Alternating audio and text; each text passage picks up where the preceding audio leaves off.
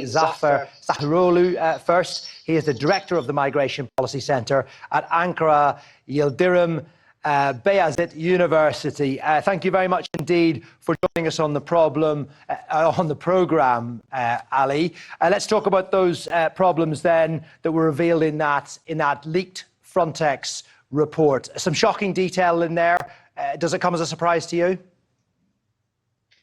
Actually, no, because before this report, in the recent times in Turkey, the Institute of Ombudsman, Turkish Republic, declared quite interesting and very prominent report on this issue. And there are many much more shocking realities or cases in this report, so it is not surprise to me actually. And this subject was covered in detail in that press conference between the Turkish and the German foreign ministers. Do you think that Turkey feels the EU, and in particular Germany, has a bigger part to play in this, and perhaps feels there's a dereliction of duty there? Yeah, of course. I mean, whenever a EU delegation came to Turkey, similar issues came into the table. Maybe the tension or the voice of the speech are being changed. However, in the recent times, especially, I think the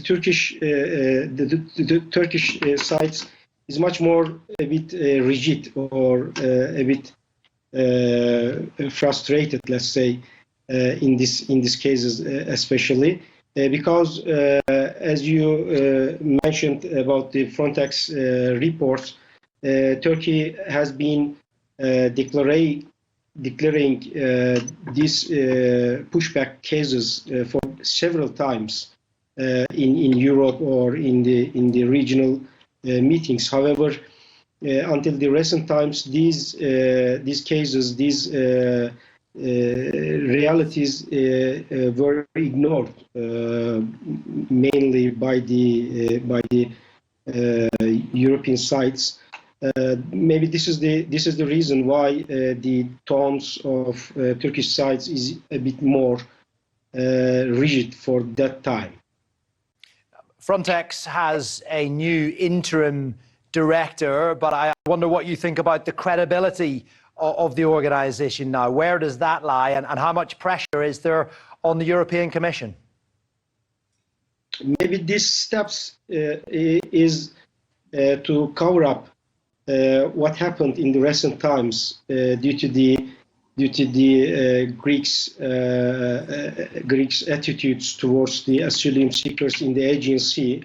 Actually, we are waiting what will change in the future by this changing. I mean, changing in the presidency of the Frontex do not means that all the activities or all the things will change dramatically or in the short time. But we will see. I can make a comment about this change, that the EU has also some intention to change this dramatic situation in the Aegean Sea, maybe. And as for the number of migrants that Turkey appears to be taking in, we're up to some 4 million people who have been, left without a home or have had to flee countries for persecution. I mean, is Turkey close to breaking point on how many migrants it can take? This break has already broken, I think. It is not sensible to, or it is not meaningful to talk about the red line if there is such a barrier, I think, because they are referring only for the nearly 4 million, maybe less or a bit more, Syrian, let's say, refugees in Turkey. However, there are also many other origin countries, international protection seekers or asylum seekers, whatever you say. So I think in each time the European delegations make such a compliment towards the Turkey whenever they came to Turkey. But I think Turkey is expecting much more apart from this kind of compliments, I think. Ali Zafer SAÐIROÐLU, we thank you very much indeed joining us today live from Ankara.